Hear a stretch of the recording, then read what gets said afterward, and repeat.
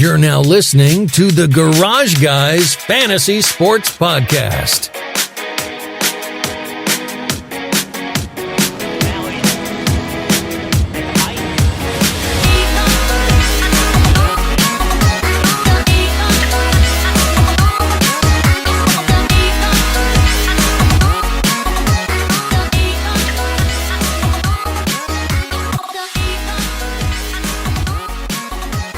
Welcome to the Garage Guys Fantasy Sports Podcast. We're back.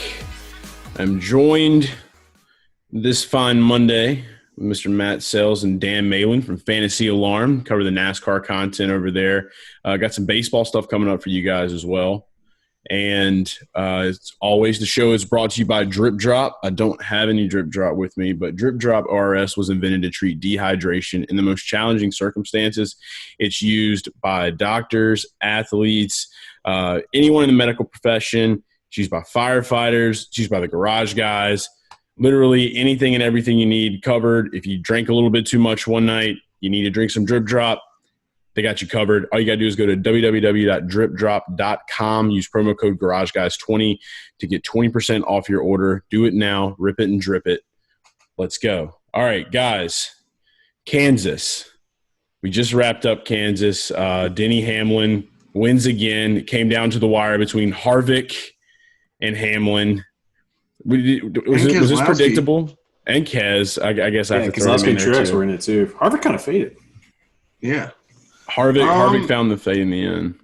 It was a little surprising considering the fact Denny hadn't finished better than 12th in the last 3 races coming into this one. So, I mean, he's always got to be considered a contender. I actually thought that this was going to be the race Kyle Busch put it together, and it looked like it after stage 1. And then, KFB just kind of floundered again in stage 3. And what, he finished like outside top 12? Yeah. Like he was 11th. I thought he was going to give himself a pep talk here with the KFB. You got to go. Kyle fucking Busch. We don't even have to agree exactly. Here. Like, gives himself the moniker, answers a snide response to what I thought was a reasonable question after Texas. Like, how'd you finish with a busted splitter? Finished 4th. And he goes, KFB. I'm like, okay, he's found his mojo. He's good to go. And then, no. He's back. Yeah, not so much. The All-Star race thing, like, he came so close to winning it, and I thought that, like, okay, he's finishing second. He's going to get something figured out. Texas didn't work out. Here, getting the stage points, that is a big deal. But I think that the main thing is that he's just, at this point, I think he's just, like, kind of throwing it out the window, and he's having fun. And usually when you see drivers in this sport get into that mentality, that's when shit really starts clicking. So we might see something come up for him. He's got to at least win one race this year. I can't see a year where he does it. How many races are left until the playoffs? I think 7. There's maybe. What, New Hampshire, doubleheader at Michigan, Daytona Road Course, doubleheader at Dover. We have a busy-ass August. August is insane. And then the Coke 400 to finish it up at Daytona. So is that 7? I guess 7 races left? Roughly. I would think he would win one of those Dover races, right? He's been so good at Dover in the fall races there. I would think he would win one of those. As long as it's not on a Monday, because then Martin Truex will just come out of nowhere. That's true. If one of them gets rained out, the Monday at Dover is Truex City there. Yeah, absolutely. Luckily, I had some of my picks over on Rotoballer. I know that you guys had y'all's content at Fantasy Alarm. Luckily, like with Denny winning, we were able to salvage a little bit. I did write about Denny. I had him in some of my lines. I know that we had chatted. I don't know how much you guys played of Denny, but I didn't play near enough as I should have. But luckily, I had like 1 or 2 lines where it was decent for DFS purposes. But I don't know. The betting's been pretty good for me lately. I've been kind of gelling in that. So I'm just trying to put those picks out and trying to help people win some money on there if they can get to a sports book. That's the main problem. So DK I was pretty close with Tyler Reddick last week. I had him winning. He finished second, obviously. I wanted him to win so bad. A couple of our subs read the Austin Dillon write-up and decided to bet on Austin Dillon, and that obviously paid off pretty mightily because I think they got him at plus 12,500 last week at Texas. We had another sub on FanDuel take down like 17 grand as well. Like, and that was like another on an Austin Dillon built lineup. But yeah, I mean, tonight was weird. It was a weird race. I had Hamlin in my single entry lineup for the $22 contest on DK. Finished 11th, and that one lineup kind of broke even for me on my night because my cash lineup was crap. Every other GPP lineup I had, but I was just lucky that I had this one lineup in a single entry that cracked top 20, got my money back. But that race, I mean, it's just the product of just not having practice right now and no qualifying.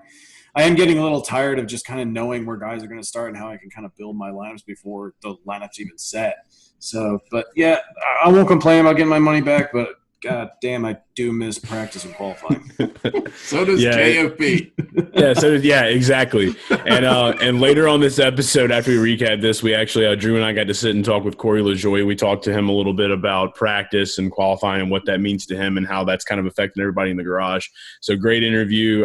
It's coming after our recap for sure. But with Brad Keselowski, he had 2 really lucky wins coming in this year. I think he was a little bit loose coming towards the end of the race. I mean, him being able to finish second, it is what it is. But Blaney, that's the big disappointment for me this season. It's he's constantly driving under ladders. He's just getting black cats, imaginary ones just crossing him on the fucking track. What's going on with this son of a bitch, man? Why? Blaney, I had him in a lot of lineups too. I'm not gonna lie.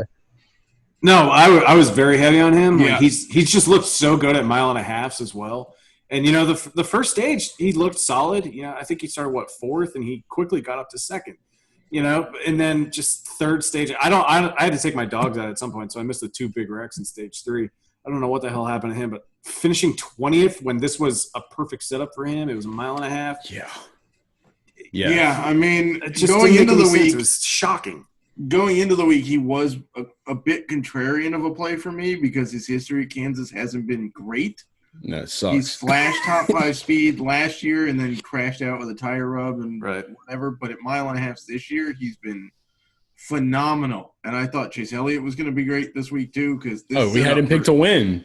Yeah, so did I. He was we projected him to win at FA. He had 3 top 5s in the last 4 races. He's won here in the past. And then lays it done.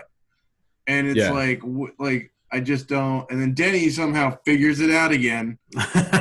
This is Rico fucking Suave. He just slides in. That's what I'm saying. Every week lately, it's I'm okay, Harvick and Hamlin have become fixtures of mine. It's I'm going to have bets on them. I'm going to be playing them. And right there at the end of the race, you saw it. Bowman and what was it, Byron, they're just sitting there and just sick little ducklings, just I gotta get out of here. Just here they come. What happened on that last restart? How did their speed completely evaporated? The experience, gets the lead with no tires and holds it for 30 laps, and then can't with new tires. If he would have won this race, Matt, I was already ready to I had to tweet draft it. I was Chad Canales and Jimmy Johnson are the same person, and after the 7th, they should have left. They are bad energy for this sport. That's why nothing can happen right. That's it. If he would have won this race, get out. Instead, the reign of Jeff Gordon in the 24 car holds supreme because still nobody's won a race outside of Gordon in the 24 ever. So is Byron signed through Hendrick? Is he with them next year too in the 24 car? Is he a free agent? I don't know about contracts because half the field right now are free agents. Yeah, as far as we're aware. I know Bowman. Didn't they just re-sign Bowman for next year? Yeah, Bowman will be coming back. Bowman's coming back. I'm sure Chase is coming back. He made a shit mistake at the end of this race. I'm not one to start sitting here and judge people and everything, but dude, after watching him at Auto Club and how dominant he was earlier in the season, and at some of these other intermediate tracks he's been pretty good at, man. You can't rub a tire when you're that close to having that top 5, man. I don't know. Yeah, it was interesting to watch him pick the bottom on the final restart after getting the lead because every leader had picked the outside. I mean, in fairness, he beat Byron on the inside when he started P2. Byron's just running an iRacing line straight up. I actually had a guy that tweeted at me, and he told me, he said he is literally running his iRacing line. No shit. And this dude knows that. And I'm Maybe you should change it because it didn't. It didn't work for him. Yeah, it did not work in real life. That's what I was tripping out about. I was like, "Yo, there's no way this is going to happen." But Cole Custer reigns supreme of the new guys in town. It's got to be pretty heartbreaking for William Byron still not to have a win after Cole Custer, and I can only imagine that Reddick's coming next. But I did have Reddick picked. He was one of my bets that could have won this race. I mean, we saw how incredible he was last season in the 31 for RCR. He did finish 13th, so I mean, you got to give him that, man. He got up there, but just circling back on Elliott, dude. Everybody that I've been talking to this year, and you know, my dad's a huge Chase Elliott fan. You see what I've been rolling with my whole life, and I mean, now it's just like RCR. You know, it's good to see Dillon win in Texas and everything, but you know, these drivers like Austin Dillon, Chase Elliott's can be considered a veteran driver at this point for Hendrick. And he just has not had that hardcore strong playoff run yet. That season where he's just shown dominance. And I'm convinced, like, if something doesn't change come August, like, that's probably not going to happen for him. Yeah, we have a couple road courses coming up, though, that he can take advantage of. Yeah, the road courses. Yeah, that's true, because you do have kind of on ovals, too, you know? Yeah, you've got the Roval in, in the playoffs, which – he had that majestic, the burnout where he just came out like out of nowhere, just right, and he's standing on the side of the car. That was awesome. Like, how does that happen? Yeah, that was especially incredible. After hitting the tire barrier in turn 1. He just like memed his entire celebration. Yeah. But I think the Daytona road course is going to be super interesting because nobody's run it. Yeah, before. Nobody's getting practice on it. Nobody's getting practice on it. They're not allowed to run multiple. Kyle Busch can't go and run the Xfinity series there. Right. You have to run your series. I think Kyle Busch is the only one that has experience on it, and that was with the Rolex 24. Yeah, that's true. That's a good sign for for KFB fans. There's his practice. Yeah, and they're running rain tires too, which I'm pretty sure has never happened in the Cup Series, or at least not in a real long time. So I love the Indy road course with the rain. The Indy road course, that Xfinity race was so awesome. Yeah, it was. Like, why can't we needs to run that next year instead of the flipping Brickyard? Right, Briscoe getting that, but no, these are some of the things that I do love about this. The Rona special is what I call it for 2020. It's literally like you're going to be able to take some of these changes and some of these things, like more the excitement fan factor stuff, carry that into 2021. And with this road course, like I said, with Kyle Busch being the only guy that has experience on it, it kind of fared the same way with the All-Star race. You know, it was the first time it was at Bristol. Kyle Busch is one of those drivers that holds himself in a standard, probably like this guy back here. Like, he thinks in his mind he is like that guy of our generation. And so, and that's Dale Earnhardt, by the way, if anyone can't see. But, with this being – should have given it away. Yeah, right. So that's not Austin Dillon, I promise. It's not Austin Dillon. But that's the thing you have to look at too, is like when you get a new race or a new track or a new configuration, whatever, Kyle's going to be one of those ones. He wants to be a pillar. You know, he wants to be able to say, okay, I was the first person to champion this. I mean, you look back at Indy, look at the Brickyard with Jeff Gordon and Dale Earnhardt Sr. Like that race, the first Brickyard was like, I watched that from time to time just because of the factor of like, this is a first, this is history. So I think that is something that Kyle can go after. So I probably will be playing him just because, like I said, we'll get the starting order anyway. So, but before it's time for the race. That'll be a weird one for DFS because it's only 65 laps. Yeah. So, because it's like, the course is like 3.6 miles. Yeah. It's like playing Madden. It's like playing Madden DFS. Right. Like the stages are going to suck. They're going to be like 15 laps. Like, what is this? I don't know. It's going to be fun to watch, though, for sure. You go after those whole whopping 6.5 points on FanDuel of laps led points. Right. Total race. I was looking back. I don't know how much you guys are talking about Michael McDowell over at FanDuel. We call him Mike Mack here on our show, Garage Guys. But he finished 16th tonight. Dude, Mike Mack. Yeah. He's been the man for, like, the value guys. Yeah, he's been phenomenal on mile-and-a-half tracks. No, it's just been kind of weird because it's like DK is not budging his salary, if at all. Like, they're slowly ticking it up, but it's just like they won't ever just, like, do a bold, like, yeah, let's just put him in the mid-7K. But I mean, all he does is just get value. All he does is move up, and he's just a value every week, and he's just so easy to play. Meanwhile, Christopher Bell has that's what I was about to say. From 11-5 to 8-1 in the last like 3 races. Like Michael McDowell still down there at like 5,900, 6,200, regardless of where he starts, regardless of the fact that he's keep it that way. Spots of PD the last 3 races, like it's insane. They need to keep it that way. I think that like whoever works at like DraftKings and like they're just like looking at it and they're like, oh well, he's affiliated with Joe Gibbs, so he must be really really good. And like maybe they think it's like the 5th car. I don't know. Like I don't know how they figure these things out. But the other guy I was looking at here too was Clint Boyer being his home track.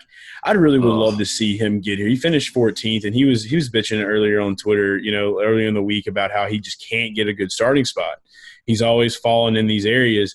But I mean, I understand it can be frustrating, but I mean, at the end of the day, it is what it is. It's about what you got to do. And I don't think he has any excuse, man, because it's like these SHR cars have been on point, dude. So what is, I mean, is it has to be the driving at this point? Well, I remember something happened like early in the race. I think it's stage 1 for tonight where he just knew like there was something wrong with the car. And they started 19th, finished 14th. I think he got up to maybe 10th at best, but he's a guy that could get a top 5 here. Like it's his home track. He obviously wants to run really well here. I don't think it's a case of last summer when it just he was getting bad luck every single race. Tonight it just kind of sucked. They had just a bad setup or something. I don't know the ins and outs.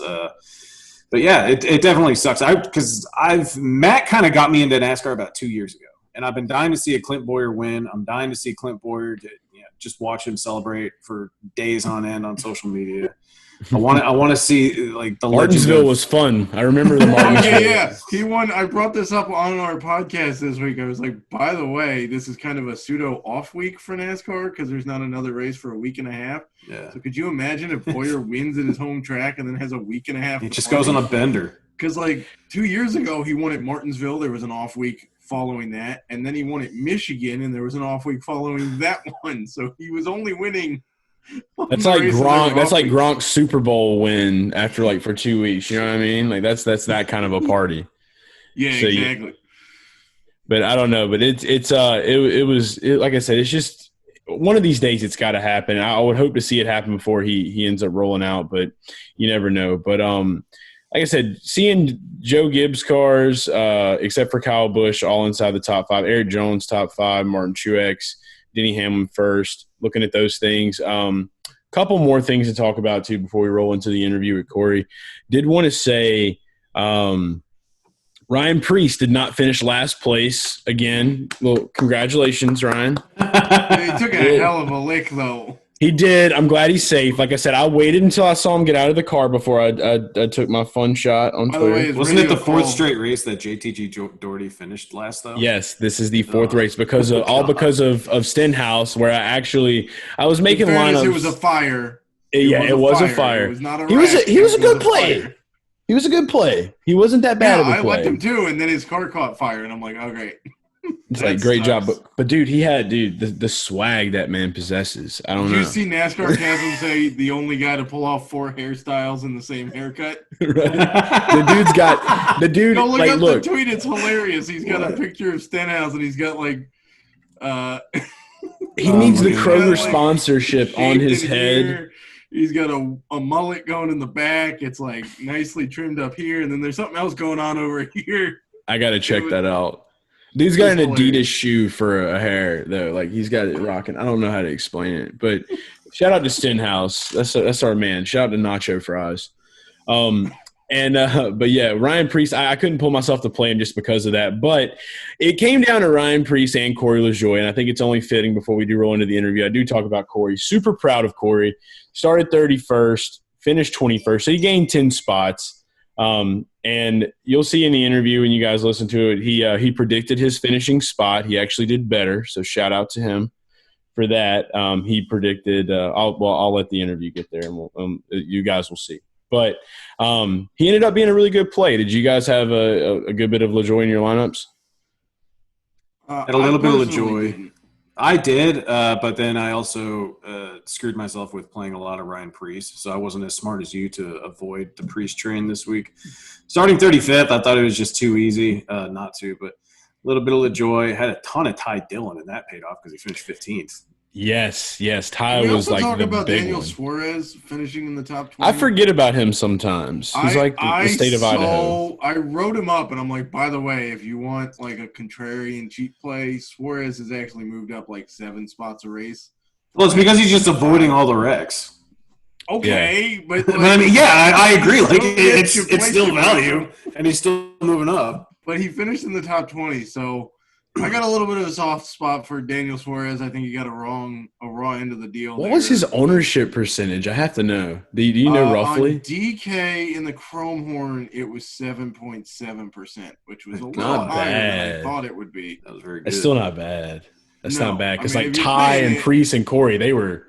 I think You know, he posted those were your 3 guys. 5 points or something, so he crushed value on DK. But yeah, We should have just all played LaJoie JJ. is super nice too because we met him at Daytona.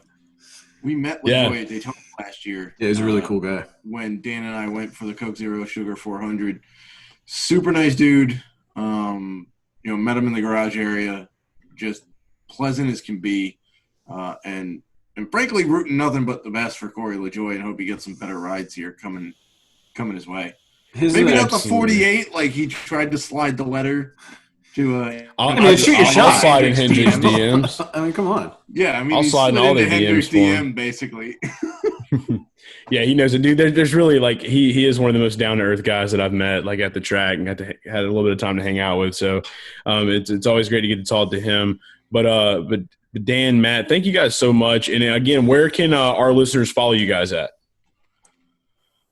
You can follow us. Obviously, our content is up at fantasyalarm.com. You can follow me on Twitter at The Salesman. That's TheSelzman. You can follow me on Twitter. Talking NASCAR, baseball, fun stuff in general. Dan and I get into food debates. Nice. He's got odd tastes in food. We'll leave it that way. Yeah, that's a discussion for another day. But you can follow me at Real Dan Lanta. That's RealDanLanta. Shout out to Hotlanta. Yeah, man. Shout out. All right, guys. Thanks so much. And Garage Fam, here is Corey LaJoie. All right, we now welcome on to the show NASCAR Cup Series driver Corey LaJoie. Corey, thanks so much for being on, man. Big chillin'. No problem. Thanks for having me. Yeah, just hanging out here before Kansas before we get going. That's it, man. So that's awesome, too. And even before the race, that's another big deal as well. So we do a new little deal with our guests. We do Drew Chef Boy's This or That. So we're going to kick off the interview with that, get the juices flowing, and then we're going to roll into it. So I'm going to let Chef Boy take it away. Do it to it. Let's do it. All right, these are rapid fire, so they're pretty easy. I think you'll get the gist of it pretty quick here. Yeah. Jordan or LeBron? Oh, man. See, I was a LeBron guy until that Last Dance documentary. Now I'm kind of on the fence. I mean, I didn't get to see Jordan play live, really. It was mid-'90s, and I was born 91, so I was a LeBron guy, but the race is a little bit closer for me now after watching that doc. Yeah, I know that was probably my favorite sports documentary, and Chase's too. So it was awesome. Manning or Brady? Brady. Not even close. Office or Parks and Rec? Office. By every other TV show is inferior to The Office. So far, me and Corey are currently synced up 100%. He's definitely. I don't know about that statement. We'll talk about that later. No, Parks and Rec was what, or The Office is what Parks and Rec was trying to be, but they couldn't do it. Yeah, I agree. It's we're not really doing these rapid fire because these are actually good conversations, but I know about the spiral.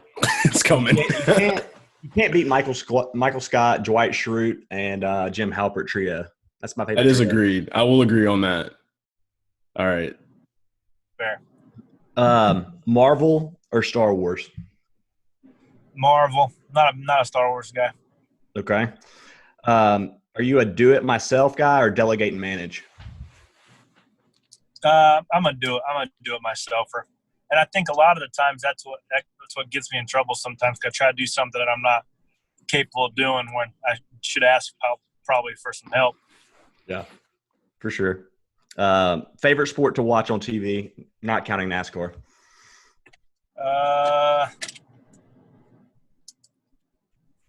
I like them all fairly equally. There's not one that – I mean, I'll watch football, but I like to watch basketball, lacrosse. I mean, I don't favor. I appreciate the different disciplines. So I don't really like the answer.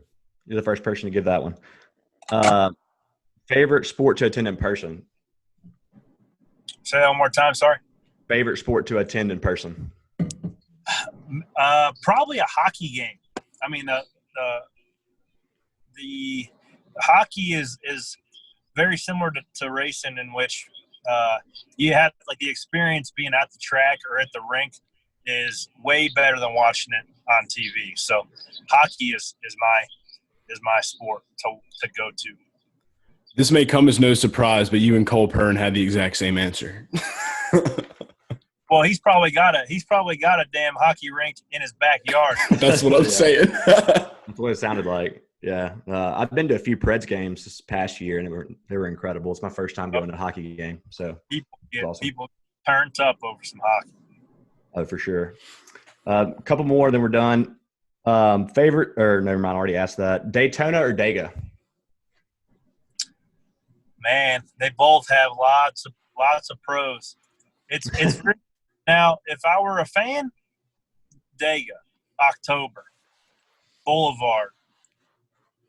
Being a race car driver, when you get introduced to the Daytona 500, it's a feeling unlike any other. I mean, it gets the hair follicles on your arm just straight up in the air. I mean, that place, when the Daytona is unlike any other when it comes to actual the race. But if you're a fan wanting to go see a race, go to Dega.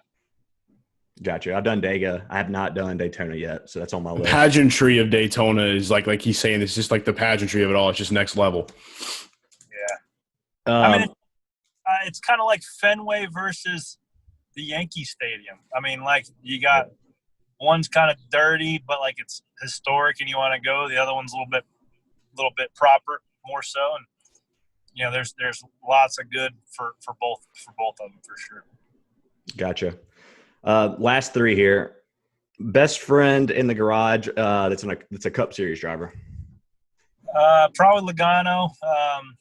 I've known him for, I guess, 13, 14 years now. I was in his wedding, so we still keep in touch. So he's about the only one. Me and Bubba are buddies, but it's hard to have really any relationships in the garage that are deeper than surface level because you're trying to beat that guy.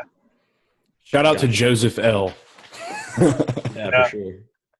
I think Chase spent some time in his pit stall when you were at Dega, right? Yeah, me and Joe, we've had a couple interactions. He's a cool guy. He is a cool guy. He's a normal guy. He kind of got slapped with that.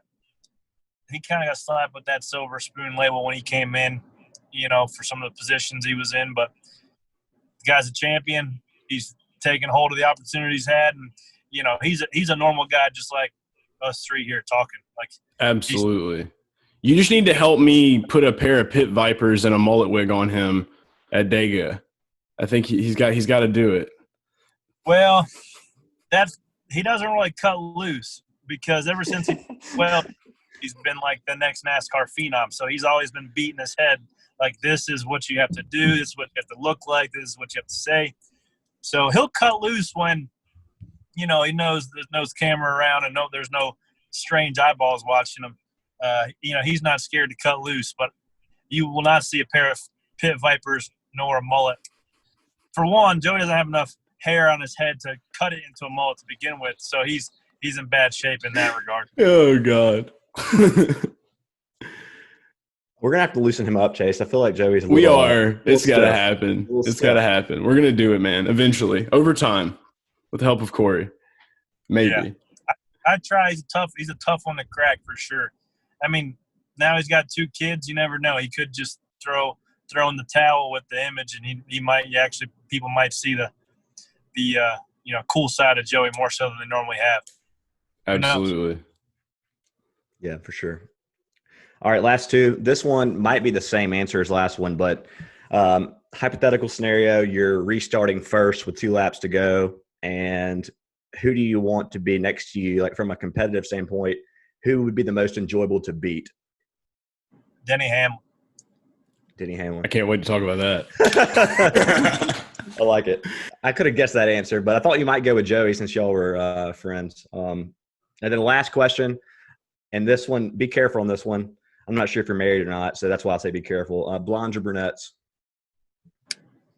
My wife is a brunette, so I will go with that. There you go. Nice. Good job. Same here. Only one dark-haired lady, the mother of my child. Absolutely. You answered it the correct way, man. She would be very proud of you. Great job. Very proud. That's my rapid fire. Hope you enjoyed it. I know we got some more traditional questions, but that was great. I liked all your answers because they were you were the first person to really try to go into conversation, so I enjoyed that. Well, that probably defeated the whole point of rapid.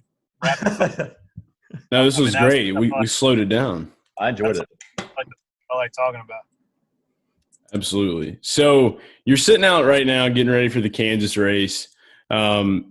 This race right here, I was looking over some of your stats. I know the best finish that you have here was 22nd, and that was in May of 2019. With this year, the way that the racing's been, it's just been right off the truck, get on the track. What's been like the biggest challenge to overcome for you? There's not really been any more unseen challenges on my end. I guess one thing is you got to be a little more concise with your feedback throughout the race to get your car if you don't fire off particularly good. But, I'm probably more one of the technical guys that can get their car closer from when the time you unload to the end of practice, but being that we don't get that, we got to do a little more homework back at the shop. And my crew chief, Ryan Sparks, has been doing a good job bringing a pretty good baseline package every weekend. So, personally, I like to see a little bit of practice, but not much, because showing up race day and buckling up and only sweating one time instead of 7 times throughout the course of the weekend, I'm good with that. Yeah, keep the weight on, man, for sure. Yeah, man, things are so hot, man. I can't. It's hard for me to keep weight on right now. I got to eat cookout trays and all sorts of stuff just to stay above right at my optimum weight. Hell yeah, always. So with Kansas, I mean, it's an intermediate track. We know that much. Is there one thing about Kansas that you find unique or different than the other intermediate tracks that are out there? So it used to be my least favorite track on the schedule when they repaved it. What was it, 2012 maybe? The asphalt was just super smooth. The tires they were bringing had no room for air. We saw guys like Kyle Busch struggle. Well, I was right in that same boat. I did not have a feel for this place. Came here with the Xfinity car, wrecked the primary in practice. Was racing for the lead in the ARCA car and wrecked with the other guy I was racing with. So anytime I rolled into Kansas, I'm like, God, I hate this place.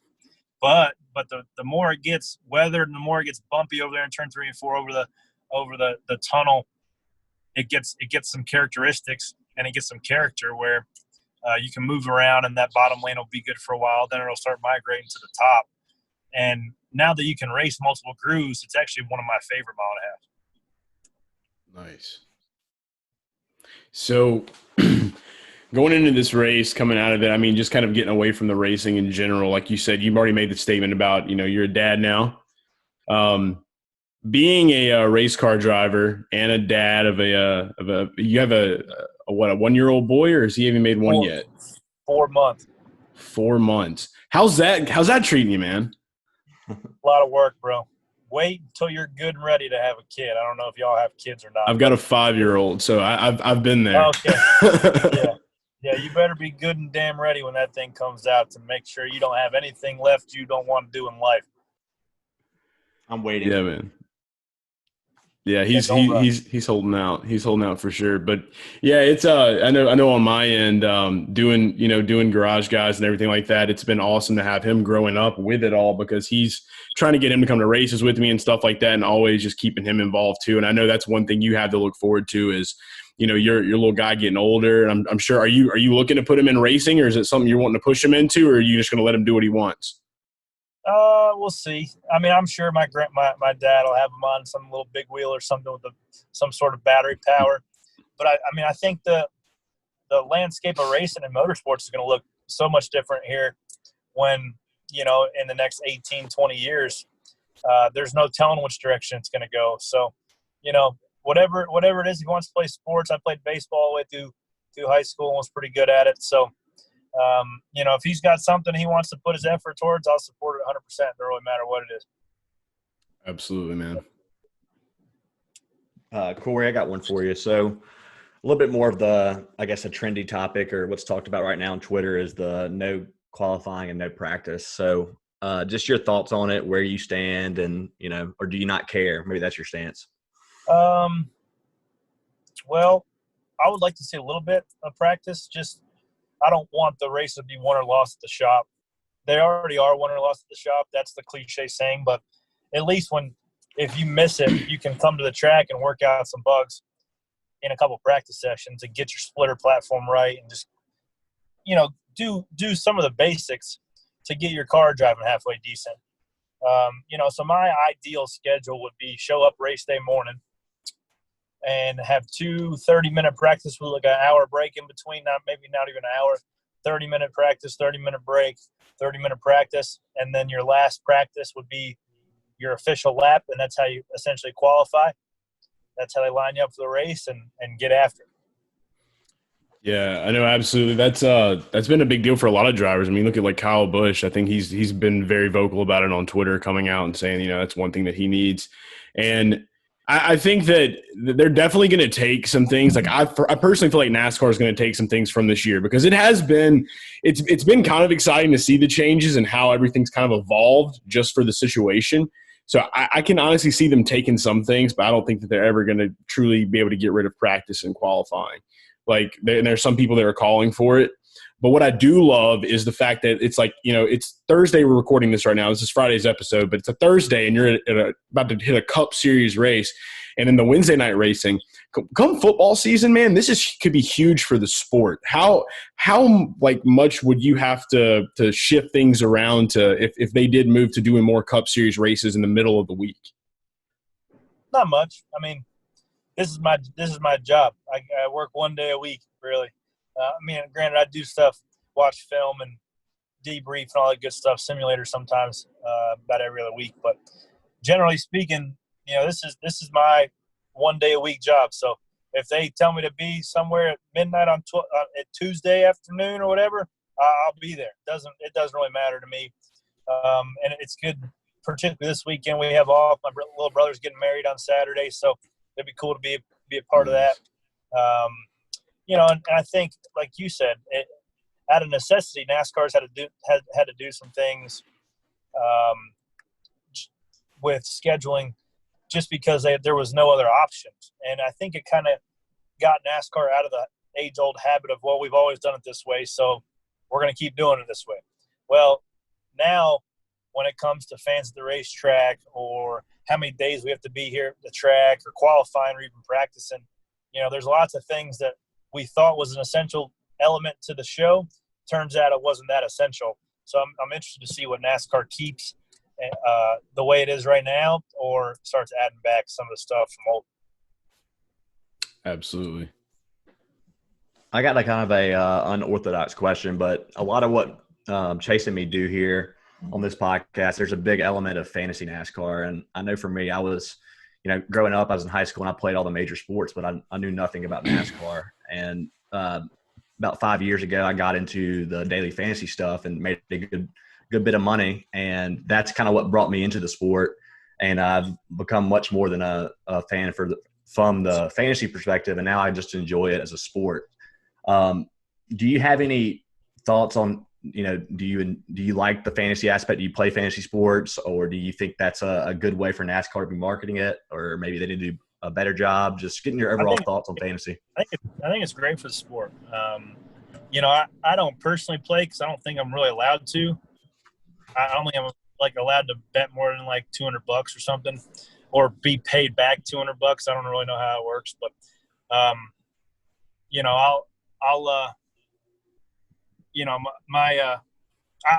like looking at it. I like looking at the DraftKings stuff.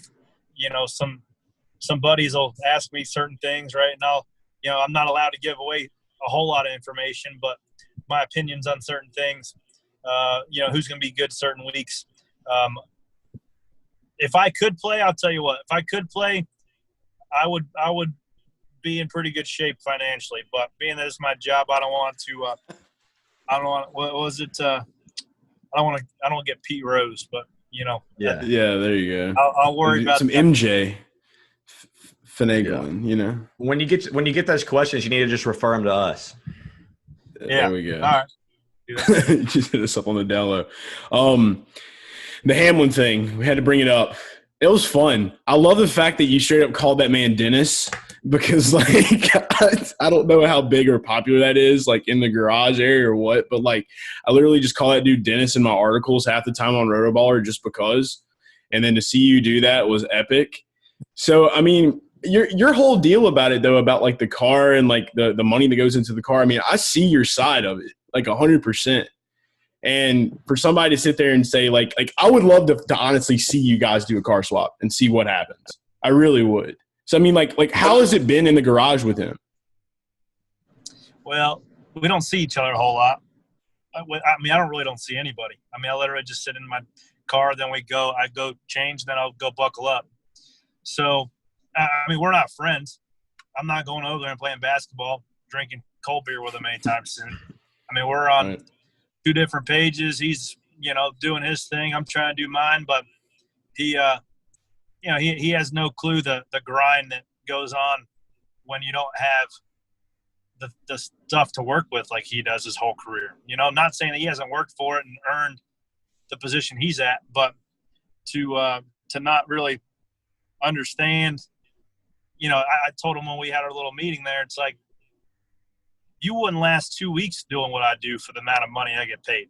He would take his ball and he would go home, because it's not a lot of weeks. It's not fun.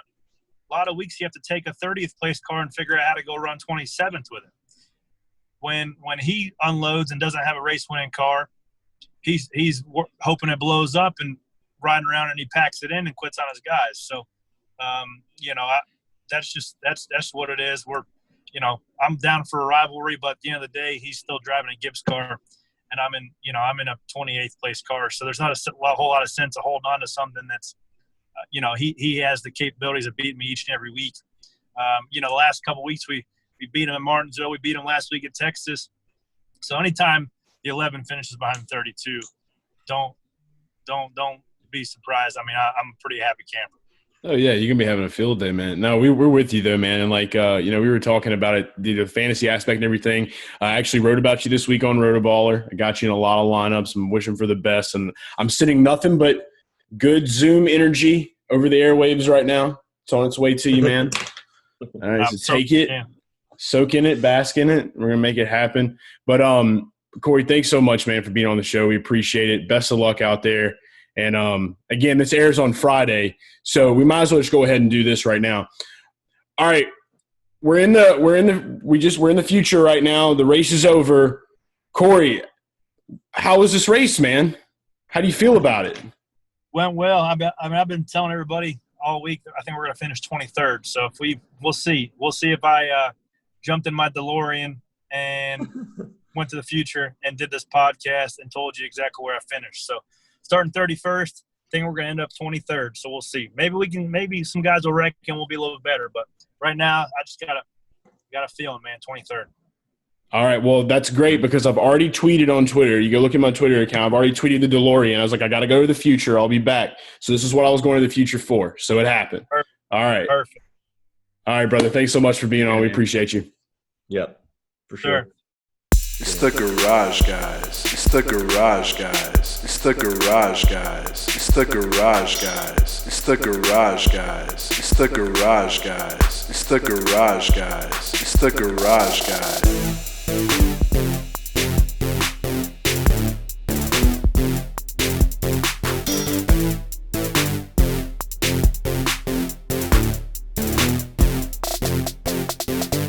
It's the garage guys. It's the garage guys. It's the garage guys. It's the garage guys. It's the garage guys. It's the garage guys. It's the garage guys. It's the garage guys.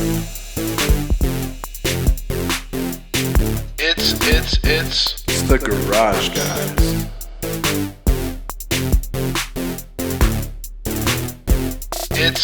It's the garage guys.